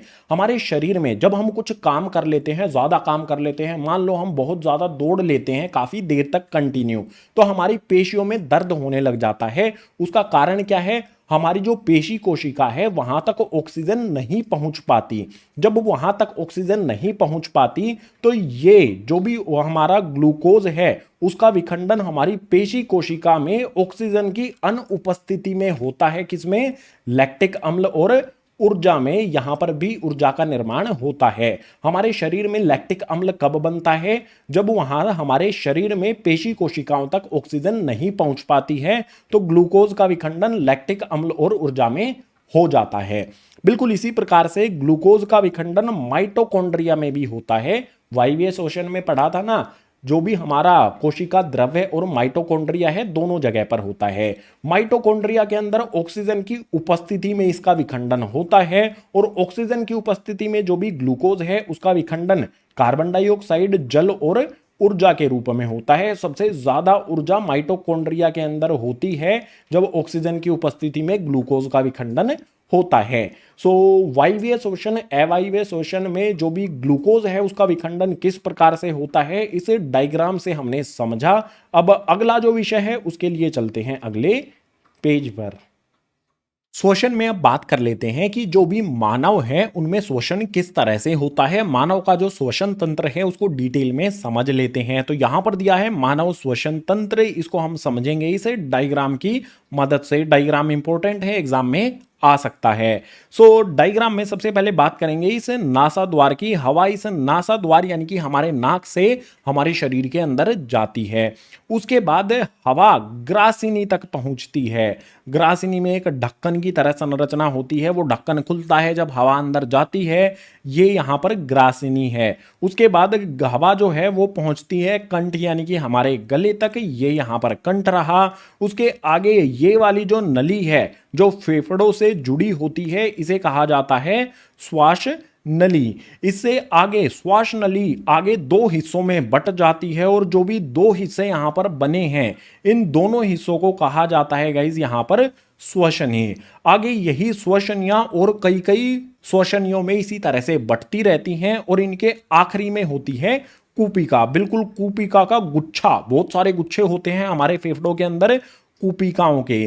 कूपिका इस तरह गुब्बारे की तरह संरचना होती है, ये यहां पर बिल्कुल फैले रहते हैं, बहुत सारी कूपिकाएं होती हैं। और जो भी हमारे फेफड़े हैं ना, इनके नीचे यहां पर ये ब्राउन कलर का जो आपको दिख रहा है, ये होता है डायफ्राम, जो हमारे फेफड़ों को सपोर्ट प्रोवाइड करता है। ये सिंपल सा हमारा डायग्राम था। अब डिटेल में समझ लेते हैं कि कौन सी चीज का क्या क्या काम है इस मानव श्वसन तंत्र में। तो सबसे पहले यहां पर दिया है ऑक्सीजन युक्त वायु को नाक के माध्यम से शरीर में ले जाया जाता है। नाक में मौजूद बारीक बाल हवा को फिल्टर करते हैं। नाक से हवा गले से होकर फेफड़ों तक जाती है। जो भी ऑक्सीजन वाली हवा होती है उसको हमारे नाक से एंट्री मिलती है। हमारे नाक में छोटे छोटे बाल होते हैं, जो भी हवा में धूल होती है उसको वो फिल्टर कर देते हैं। धूल को वो नाक में ही रोक लेते हैं, आगे नहीं जाने देते। जो भी हवा नाक के द्वारा पहुंची है वो कंठ, श्वासनली और श्वसनी के थ्रू हमारे फेफड़ों में पहुंच जाती है। जो भी हवा वहां पर पहुंची है उस फेफड़ों में पहुंची है। अब फेफड़ों में क्या होता है, वायु मार्ग छोटे और छोटी छोटी नलिकाओं में विभाजित होता है और अंततः कूपिका में पहुंचती है। जो भी हवा हमने नासा द्वार से ग्रहण की थी वो श्वसनी से होते हुए फेफड़ों में आ गई और फेफड़ों में ये छोटे छोटी टहनिया की तरह संरचना होती है। जैसे यहां पर ये श्वसनी है ना, पेड़ की कोई टहनी में से कई सारी टहनियां निकली रहती हैं, बिल्कुल इसी प्रकार से श्वसनी जो है उसमें से इसी तरह से बहुत सारी संरचनाएं निकली होती हैं और अंत में होती हैं कूपिका। तो हवा यहां से गई, फेफड़ों में कहां पर पहुंच जाती हैं, कूपिकाओं में पहुंच जाती हैं। जो भी कूपिकाएं हैं यहां पर आप देख सकते हो ये गुब्बारे की तरह संरचना होती है। बिल्कुल छोटे से पार्ट को अगर हम जूम करें, जैसे फोटो को बड़ा करके देखते हैं, उसी प्रकार से अगर हम यहां पर एक छोटे से पार्ट को बड़ा करके देखेंगे तो इस तरह के हमें गुब्बारे जैसी संरचनाएं दिखेंगी। इन्हें कूपिका कहते हैं। यहीं पर ऑक्सीजन का आदान प्रदान होता है। जो भी हमें अंदर ऑक्सीजन लेते हैं, ऑक्सीजन कूपिकाओं में पहुंचती है, बॉडी हमारा शरीर उसको अवशोषित कर लेता है और कार्बन डाइऑक्साइड कूपिकाओं में छोड़ देता है। जो भी कार्बन डाइऑक्साइड कूपिका में है वो इसी श्वसनी, श्वासनली, कंठ, ग्रासनी से होती हुई नाक से बाहर निकल जाती है। हम ऑक्सीजन इनहेल करते हैं, अंदर की तरफ खींचते हैं और कार्बन डाइऑक्साइड बाहर निकलती है। तो उनका आदान प्रदान कहां पर होता है, कूपिकाओं के अंदर। कूपिका के बारे में हमें यहां पर दिया है, यह एक गुब्बारे जैसी संरचना होती है। मैंने आपको बता दिया है जो गैसों का आदान प्रदान करने के लिए एक सतह प्रदान करती है। गैस का आदान प्रदान होता है और कौन सी गैसों का, ऑक्सीजन और कार्बन डाइऑक्साइड का आदान प्रदान यहां पर किया जाता है। कूपिका की दीवारें रक्त वाहिकाओं के साथ जुड़ी होती हैं। जो भी ये कूपिकाएं हैं ना, इनके ऊपर आप देख सकते हो रक्त वाहिकाएं हैं, यानी कि जिनमें रक्त होता है वो नसें यहां पर इन पर होती हैं। अब उनका काम क्या होता है, वो जो भी ऑक्सीजन होती है ना उसको कूपिकाओं में छोड़ देती हैं, सॉरी ऑक्सीजन को वो कूपिकाओं से ले लेती हैं और कार्बन डाइऑक्साइड उसमें छोड़ देती हैं। ये काम होता है रक्त वाहिकाओं का। मानव श्वसन तंत्र किस तरह से काम करता है हमने समझा, लेकिन थोड़ा सा और बारीकी से जो हमारी ये कूपिकाएं हैं ना इनको समझ लेते हैं और उसको समझने के लिए चलते हैं अगले पेज पर। मानव श्वसन तंत्र में जो कूपिकाएं हैं फेफड़ों के अंदर जो मौजूद होती हैं उनको थोड़ा सा और डिटेल में समझ लेते हैं। इस तरह की ये होती हैं गुब्बारे जैसी संरचना। इसके ऊपर आपको नीले और लाल रंग की रक्त वाहिकाएं भी दिखाई दे रही होंगी। अब जो भी ऑक्सीजन हम इनहेल करते हैं, ऑक्सीजन युक्त वायु हम अपने नाक के द्वारा, श्वसनली के द्वारा कूपिकाओं तक पहुंचाते हैं। कूपिकाओं में क्या होगा, उस ऑक्सीजन युक्त वायु का ऑक्सीजन हेमोग्लोबिन में घुल जाती है। हेमोग्लोबिन जो कि रक्त के अंदर होता है। जो भी ऑक्सीजन कूपिकाओं में पहुंची है वो ऑक्सीजन गैस रक्त में यानी कि हेमोग्लोबिन में घुल जाती है और रक्त ऑक्सीजन को सभी कोशिकाओं तक पहुंचा देता है। रक्त में ऑक्सीजन घुल गई, रक्त ने क्या किया, सभी कोशिकाओं तक उस ऑक्सीजन को पहुंचा दिया है। इसके अलावा रक्त एक कार्य और करता है, सभी कोशिकाओं को ऑक्सीजन दे देता है और वहां से कार्बन डाइऑक्साइड ले लेता है। कार्बन डाइऑक्साइड लेके रक्त कहां पर आता है, वापस से कूपिकाओं में। यहां से ऑक्सीजन लेता है और छोड़ देता है यहां पर कार्बन डाइऑक्साइड। जो भी कार्बन डाइऑक्साइड कूपिकाओं में उसने छोड़ दी है उसके बाद वो श्वसनली हमारे कंठ और नाक से बाहर निकल जाती है। इसीलिए कहा जाता है हम ऑक्सीजन तो अंदर लेते हैं और कार्बन डाइऑक्साइड बाहर छोड़ते हैं। जो भी रक्त कार्बन डाइऑक्साइड यहां पर छोड़ेगा वो हमारे नाक से बाहर निकल जाती है। इस तरह से कार्य करता है मानव श्वसन तंत्र। तो जो भी हमारे यहां पर श्वसन से रिलेटेड बिंदु थे सभी को हमने डिटेल में समझ लिया। श्वसन वाला जो प्रक्रम है वो हो जाता है कंप्लीट। जैव प्रक्रम में हमने अपने 4 प्रक्रमों में से पोषण को कंप्लीट कर लिया, श्वसन को कंप्लीट कर लिया। अब इससे अगला जो जैव प्रक्रम है उसे कहा जाएगा परिवहन तथा वहन। इसको शुरू करते हैं अगले पेज से। पोषण और श्वसन के बाद जो अगला जैव प्रक्रम होता है उसे कहते हैं वहन। वहन क्या होता है, इससे रिलेटेड जो भी मुख्य बिंदु है सारे के सारे डिटेल में डिस्कस कर लेते हैं। वहन में दिया है मानव में भोजन, ऑक्सीजन व अन्य आवश्यक पदार्थों को सभी अंगों तक पहुंचाने वाले तंत्र को वहन या फिर संवहन कहा जाता है। जो भी हमारे शरीर में भोजन होता है या फिर ऑक्सीजन होता है या इनके अलावा और भी जो अन्य आवश्यक पदार्थ होते हैं जैसे कि पानी की जरूरत होती है, तो इन सभी चीजों को हमारे शरीर के सभी अंगों तक पहुंचाने का जो कार्य होता है ना, उसी को वहन कहा जाता है। यानी कि ये ट्रांसपोर्टर है जो एक चीज को हमारे शरीर के सभी अंगों तक पहुंचाते हैं। अब आगे दिया गया है वहन तंत्र के 3 घटक हैं। वहन तंत्र टोटल 3 चीजों से बना है। पहला है इसमें रक्त व लासिका, दूसरा है रक्त नलिकाएं और तीसरा होता है हृदय यानी कि हमारा दिल। अब रक्त व लसिका को इस वाले पेज पर समझ लेते हैं। इसके अलावा रक्त नलिकाएं और हृदय जो है इनको आगे वाले आने वाले पेजेस पर समझेंगे। रक्त व लसिका जो है, जो हमारा रक्त होता है ना, उसमें 4 चीजें होती हैं। यहां पर चारों की चारों चीजें लिखी गई हैं। सबसे पहले होता है आरबीसी, जिसको इंग्लिश में रेड ब्लड सेल्स कहते हैं और हिंदी में लाल रक्त कणिकाएं कहते हैं। मैंने यहां पर इसको आरबीसी इसीलिए लिखा है क्योंकि इसकी फुल फॉर्म लिखने के लिए एग्जाम में हिंदी मीडियम में क्वेश्चंस आते हैं, तो आपको ध्यान रखना है आरबीसी का मतलब होता है लाल रक्त कणिकाएं। जो भी लाल रक्त कणिकाएं होती हैं उनका काम क्या होता है, रक्त में O2 CO2 का वहन करती हैं, यानी कि ऑक्सीजन और कार्बन डाइऑक्साइड को एक जगह से जो भी हमारा शरीर है उसके सभी अंगों तक पहुंचाती हैं लाल रक्त कणिकाएं। इसके आगे है WBC यानी कि व्हाइट ब्लड सेल्स है। व्हाइट यानी कि श्वेत, सफेद रक्त कणिकाएं होती हैं और इनका काम क्या होता है, शरीर को रोगमुक्त करने में ये सहायक होती हैं। अगर हमारे शरीर में व्हाइट ब्लड सेल्स की कमी है तो बहुत ज्यादा चांसेस हैं हमारे बीमार होने के। अगर बीमारी से हमें बचना है तो श्वेत रक्त कणिकाएं प्रॉपरली हमारे शरीर में मेंटेन रहनी चाहिए। ये हमें किसी भी तरह की जो बीमारियां हैं उनसे बचाती हैं।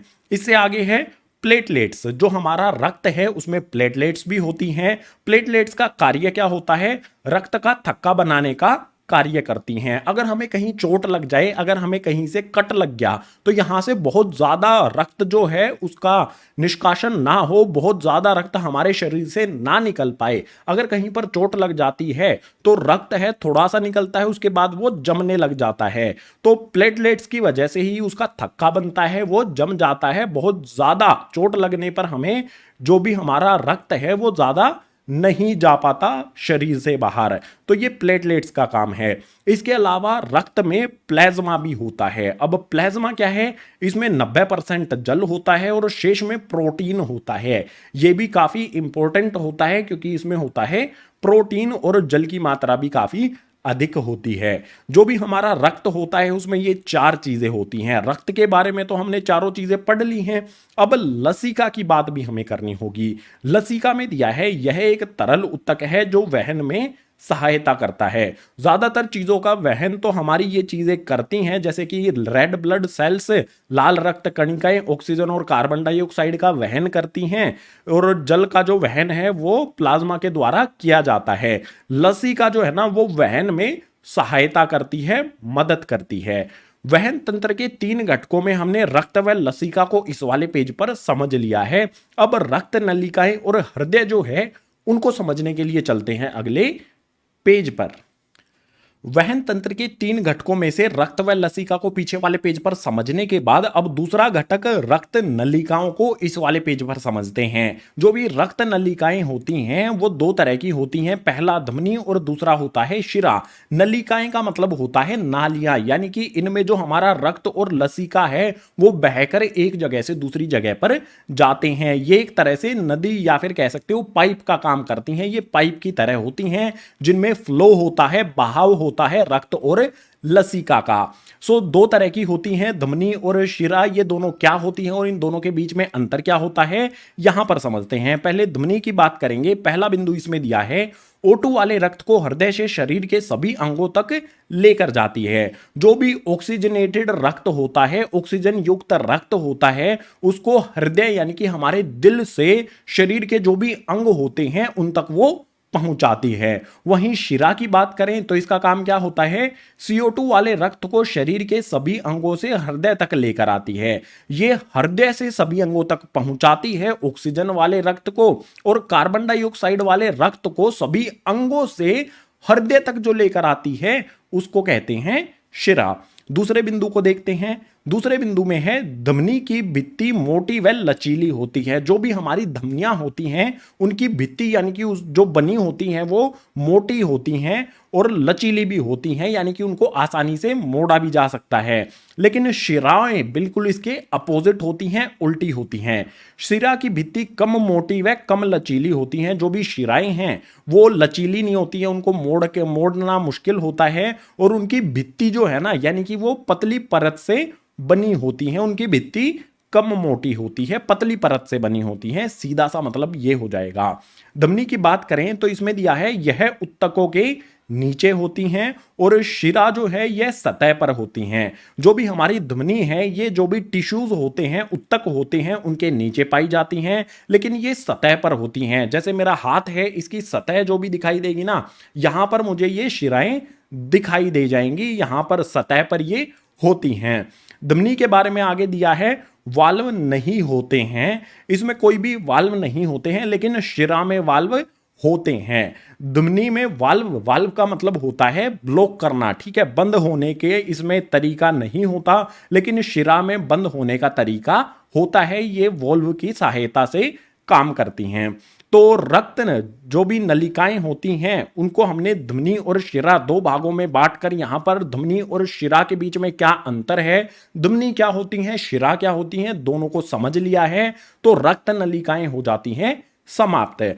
अब जो भी हमारा वहन तंत्र का तीसरा भाग है जिसे कहते हैं हृदय यानी कि हमारा दिल, उसके बारे में समझने के लिए चलते हैं अगले पेज पर। वहन तंत्र का तीसरा घटक होता है हृदय यानी कि दिल। अब बात करेंगे दिल की, और मेरे दिल से एक ही आवाज आती है कि अगर आपने अभी तक वीडियो को लाइक नहीं किया है तो वीडियो को लाइक कर दो, क्लासमेट्स के साथ शेयर भी कर दो, और चैनल को सब्सक्राइब नहीं किया है तो वो भी कर देना है। विषय से ना भटकते हुए आ जाते हैं वापस से हमारे हृदय वाले कॉन्सेप्ट पर। हृदय का मतलब होता है दिल। इसका डायग्राम भी काफी इंपॉर्टेंट है, तो इसकी भी प्रैक्टिस कर लेनी है, बना बनाकर एग्जाम में आने के चांसेस बहुत ज्यादा होते हैं इसके। सो हृदय में हमें दिया है हृदय या दिल, यह एक पेशीय अंग है, मुट्ठी जितना ये होता है। इसके दो भाग होते हैं जिन्हें विभाजिका अलग करती है। इसे 4 कक्षों, 2 निलय और 2 अलिंदों में वर्गीकृत किया जाता है। डायग्राम से समझ लेते हैं। देखो दो भागों में बांटा जाता है। सबसे पहले ये हमारा हृदय है, बीच में यहां पर ये लाल रंग की जो लाइन है ये विभाजिका है, ये इसको बायां और दायां 2 हिस्सों में बांट देती है। और इसके अलावा जो भी हमारा ये हृदय है इसके 4 कक्ष होते हैं। पहला कक्ष होता है ये वाला दायां अलिंद, उसके नीचे होता है दायां निलय, उसके बाद यहां पर होता है बाया अलिंद, और यहां पर है ये नीचे की तरफ बाया निलय। नीचे वाले जो कक्ष होते हैं वो दाया निलय और बाया निलय होते हैं, यानी कि नीचे वाले कक्षों को साइड भी याद रखनी है आपने कि दाया है ये बाया है, निलय कहा जाता है नीचे वाले कक्षों को, और ऊपर वाले कक्षों को अलिंद कहा जाता है। आसान है बिल्कुल डायग्राम। इसके अलावा जो भी चीजें हैं वो आपको बता दूंगा। अब बात करते हैं हृदय कार्य कैसे करता है। ये काफी महत्वपूर्ण है। काम कैसे करता है हमारा दिल, तो यहां पर है ऑक्सीजन रहित रक्त शरीर से दाएं अलिंद में प्रवेश करता है, जिसे हृदय दाएं निलय से फेफड़ों की तरफ पंप कर देता है। जो भी हमारी बॉडी में ऑक्सीजन रहित यानी कि ऐसा रक्त होता है जिसमें ऑक्सीजन की मात्रा कम हो चुकी है, उसे ऑक्सीजन की जरूरत है, अब वो रक्त जो है ना यहां से प्रवेश करता है। जो हमारा ऊपर वाला दायां अलिंद है इसके अंदर हमारी शिराओं से, ठीक है, यहां से और यहां से इस दायां अलिंद में वो प्रवेश करता है। दाएं अलिंद के बाद जो भी ऑक्सीजन रहित रक्त है वो आ जाता है दाएं निलय में। यहां पर आने के बाद जो दायां निलय है ना, ये सिकुड़ता है। सिकुड़ने के बाद जब इसमें जो रक्त होता है वो पंप हो जाता है, यानी कि एक पंप की तरह कार्य करता है। वो पंप हो जाता है इन फुफ्फुस धमनियों द्वारा। कहां पर पंप होता है? ऑक्सीजन की जरूरत है उसे, तो वो कहां जाएगा? हमारे फेफड़ों में जाएगा। तो फेफड़ों की तरफ ये चला जाता है, दायां निलय इसको पंप कर देता है, फेफड़ों में जाता है, फेफड़ों से ऑक्सीजन कैरी करता है, ऑक्सीजन युक्त होता है, यानी कि उसमें ऑक्सीजन जो है वो आ जाती है, फेफड़ों से वो ले लेता है। रक्त फेफड़ों से ऑक्सीजन लेकर जब उसमें ऑक्सीजन आ जाती है तो वो ऑक्सीजन लेकर बाएं अलिंद से हृदय में प्रवेश करता है। जब उसमें ऑक्सीजन आ गई है तो बाएं अलिंद में जो भी हमारी फुफ्फुस शिराएं होती हैं, इनसे ऊपर की तरफ बाएं अलिंद में यहां पर प्रवेश करेगा। बाएं अलिंद से रक्त आ जाता है बाएं निलय में। यहां पर ये फिर से सिकुड़ने का काम करेगा। जो भी हमारा बायां निलय है, निलय पंप की तरह काम करते हैं दोनों, चाहे वो दायां निलय हो चाहे वो बायां निलय हो। बाएं निलय में जो ऑक्सीजन युक्त रक्त है ये सिकुड़ता है तो रक्त पंप हो जाता है महाधमनी के द्वारा पूरे हमारे शरीर में सभी अंगों तक। तो ये कार्य होता है जो मैंने आपको प्रैक्टिकली यहां पर समझा दिया है। इसमें जो लाइन बची है वो भी पढ़ देता हूं आपके लिए।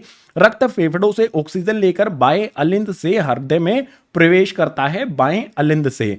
फिर ऑक्सीकृत रक्त को शरीर के बाएं निलय द्वारा महाधमनी से पंप कर दिया जाता है। बाएं निलय से महाधमनी में शरीर के सभी अंगों तक रक्त को पहुंचा दिया जाता है।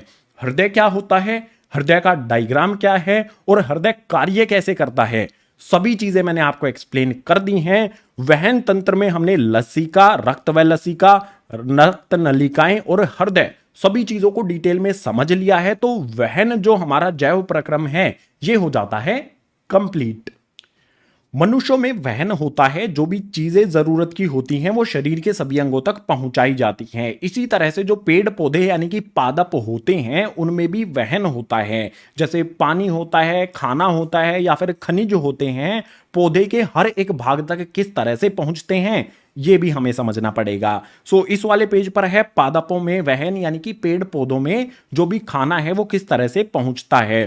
सो यहां पर है पादपों में परिवहन जाइलम व फ्लोएम के द्वारा होता है। जो भी पेड़ पौधे होते हैं उसमें दो उत्तक होते हैं, एक जाइलम और एक फ्लोएम। ये दोनों कार्य करते हैं वहन का। अब डिटेल में समझ लेते हैं इनके बारे में क्या क्या है, किस तरह से ये कार्य करते हैं। पहले बात करेंगे जाइलम की। जाइलम में दिया है यह मिट्टी से प्राप्त जल और खनिजों का परिवहन करता है। यह जल को लगातार ऊपर की ओर धकेलता है जिससे जल पौधे के हर एक भाग तक पहुंचता है। जाइलम क्या करता है? जल का परिवहन करता है। और किस प्रकार से करता है? मान लो हमारे पास ये एक पेड़ है, पेड़ को पानी कहां से मिलता है? ज्यादातर जमीन से मिलता है।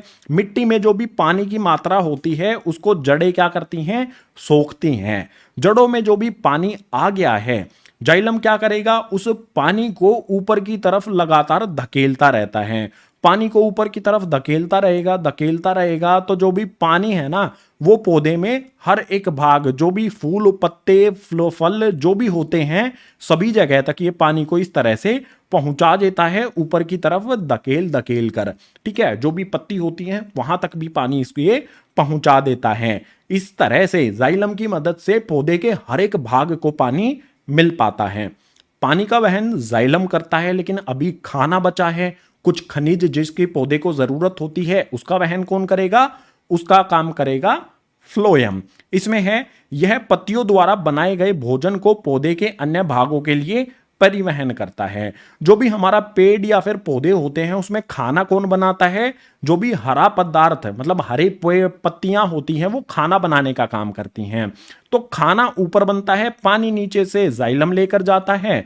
जब खाना बन जाता है तो उसे खाने को पौधे के हर एक भाग तक पहुंचाने का काम फ्लोएम करता है। जो भी खाना बना है उसको इस तरह से पौधे के हर एक भाग तक पहुंचा देता है फ्लोएम। ठीक है, जाइलम पानी पहुंचाता है, फ्लोएम खाना पहुंचाता है जो भी पत्तियों द्वारा तैयार किया गया होता है। इस तरह से होता है पेड़ पौधे यानी कि पादपों में वहन। वहन वाला जो कॉन्सेप्ट है मनुष्यों में और पौधों में सभी तरह से हमने इसको कंप्लीट कर लिया है। अब जैव प्रक्रम का जो आखिरी वाला प्रक्रम बचा है उसको समझने के लिए चलते हैं। अगले पेज पर कौन सा वाला बचा है ये भी देखते हैं। जैव प्रक्रम में अभी तक हमने पोषण को समझ लिया, श्वसन को समझ लिया, परिवहन तथा वहन को पीछे वाले पेजेस पर अभी अभी हमने समझा है। अब आखिरी जो जैव प्रक्रम है वो है उत्सर्जन। इसको शुरू करते हैं अगले पेज से। पाठ में आखिरी जैव प्रक्रम होता है उत्सर्जन। ये उत्सर्जन होता क्या है, किस प्रकार से होता है, सारी चीजें समझेंगे डायग्राम की मदद से। उत्सर्जन में दिया है शारीरिक क्रिया के दौरान शरीर में कई हानिकारक नाइट्रोजन युक्त पदार्थों का निर्माण होता है। इन पदार्थों के निष्कासन को उत्सर्जन कहा जाता है। जब भी हम कोई क्रिया करते हैं हमारे शरीर में कई सारे नाइट्रोजन युक्त पदार्थ बनते हैं, जैसे कि यूरिया या फिर यूरिक अम्ल बनता है। जो भी यूरिया या फिर यूरिक अम्ल है इनको शरीर से बाहर निकालने की जो प्रक्रिया है इसी प्रक्रिया को उत्सर्जन कहा जाता है। जो भी नाइट्रोजन युक्त पदार्थ बनते हैं उनकी हमारे शरीर को आवश्यकता नहीं होती है, इसीलिए इनको बाहर निकालने का कार्य किया जाता है। अब यह कार्य कैसे किया जाता है?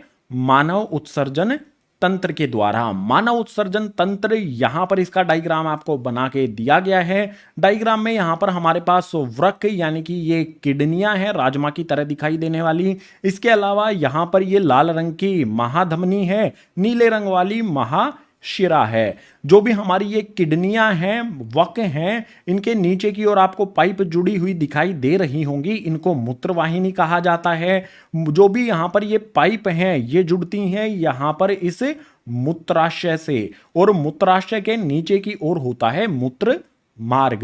अब जो भी हमारा ये मानव उत्सर्जन तंत्र है इसमें वृक्क, मूत्रवाहिनी, मूत्राशय और मूत्र मार्ग ये चार चीजों से बना होता है।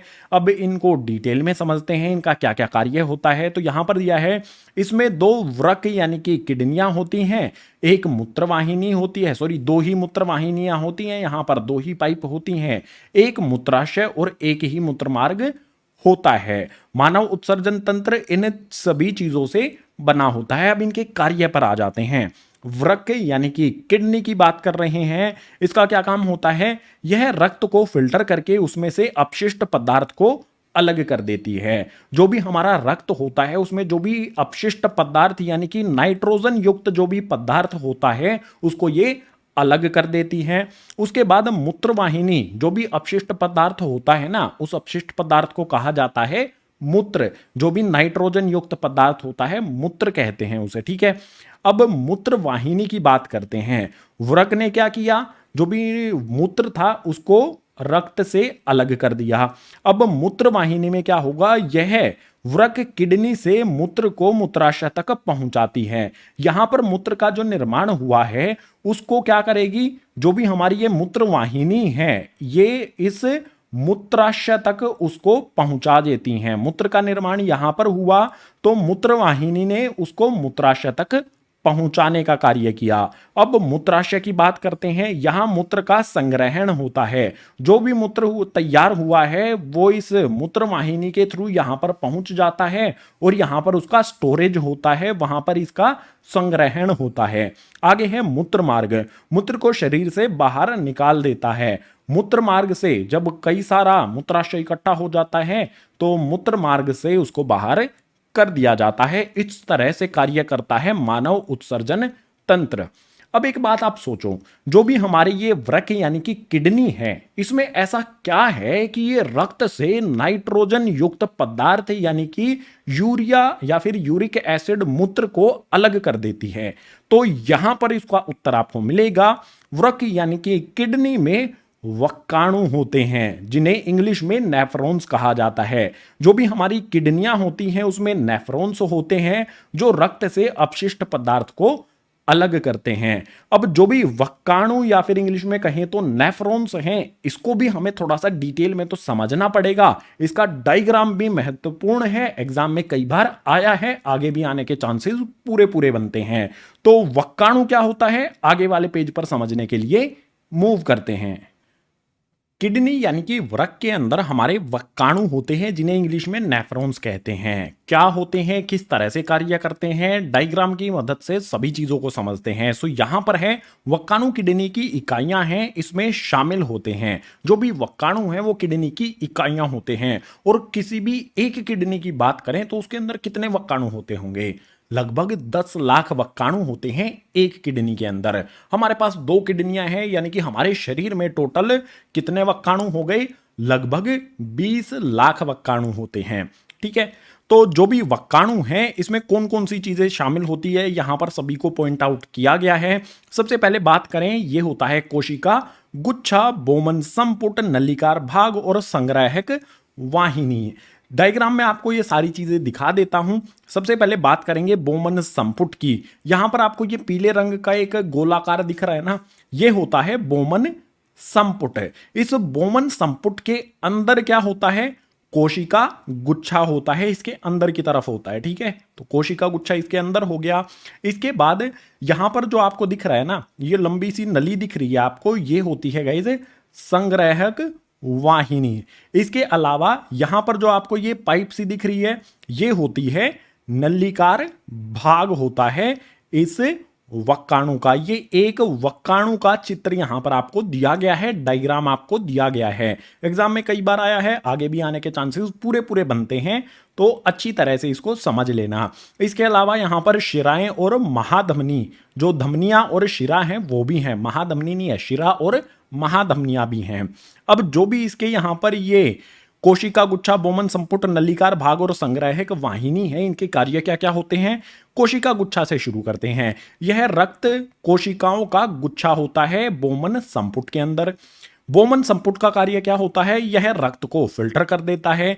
जो भी कोशिकाओं का गुच्छा होता है इसके अंदर रक्त आता है, यह रक्त को फिल्टर कर देता है, साफ कर देता है, यानी कि नाइट्रोजन युक्त पदार्थ जो होते हैं उनको अलग कर देता है। जो भी बोमन संपुट ने नाइट्रोजन युक्त पदार्थ को अलग किया, इन पाइप, जो पीले रंग की आपको पाइप दिख रही है ना, इनमें वो आ जाता है। ये होता है नलिकार भाग, ये वाली पाइप है। नलिकार भाग में क्या होगा? शरीर के लिए उपयोगी पदार्थ जैसे ग्लूकोज, अमीनो अम्ल व जल पुनः अवशोषित हो जाता है। जो भी नाइट्रोजन युक्त पदार्थ अलग किया गया है, अगर इसमें आने के बाद उसमें जल की मात्रा है, ग्लूकोज की मात्रा है, अमीनो अम्ल की मात्रा है, तो उसको यहां पर जो भी ये शिराएं या फिर धमनी है, इनको वापस से अवशोषित कर लेती हैं जरूरत के अनुसार। शरीर को जितनी जरूरत होती है उसके अनुसार ग्लूकोज, अमीनो अम्ल और जल दोबारा से ये अवशोषित कर लेती हैं, सोख लेती हैं उसमें से। जो भी बचा हुआ पदार्थ होता है वो मूत्र बन जाता है और इस पाइप में आगे बढ़ते हुए, नलिकार भाग से आगे बढ़ते हुए यहां पर आ जाता है। ये क्या है? संग्राहक वाहिनी। इसमें क्या होता है? इसमें मूत्र निर्माण जो हुआ वह संग्रह हो जाता है, वह आके इसमें इकट्ठा हो जाता है। इस तरह से काम करता है वक्काणु हमारी किडनियों के अंदर। और एक साथ कितने वक्काणु कार्य करते हैं? लगभग 20 लाख है। यह पाठ का आखिरी विषय था। इसी आखिरी विषय के साथ जो हमारा जैव प्रक्रम में उत्सर्जन वाला कॉन्सेप्ट है वो हो जाता है कंप्लीट। इसी उत्सर्जन के आखिरी विषय वक्काणु के साथ पाठ जैव प्रक्रम हो जाता है कंप्लीट। उम्मीद करूंगा सभी के सभी विषय आपको समझ आए होंगे। अगर आए हैं तो वीडियो को लाइक कर देना, अपने क्लासमेट्स के साथ शेयर कर देना, जितने भी नए विद्यार्थी हैं चैनल को सब्सक्राइब कर लेना। जैव प्रक्रम का जो भाग 2 होगा उसमें इस पाठ के प्रश्न उत्तर जो किताब वाले हैं वो भी करेंगे। इसके अलावा एग्जाम में कौन कौन से प्रश्न उत्तर आ सकते हैं उनको भी बताने वाला हूं मैं आपके लिए, यानी कि इंपॉर्टेंट क्वेश्चन भी मैं आपको कराऊंगा। साथ ही इस पाठ के जो भी महत्वपूर्ण डायग्राम हैं उनके बारे में भी बात करेंगे। तो जो भी पार्ट 2 वाली वीडियो है उसका लिंक आपको नीचे डिस्क्रिप्शन बॉक्स में दिया गया है, उसको भी देख लेना और अच्छी तरह से समझ लेना। सो इस वीडियो में इतना ही। मिलता हूं आपसे इसी तरह की नेक्स्ट एजुकेशनल वीडियो में।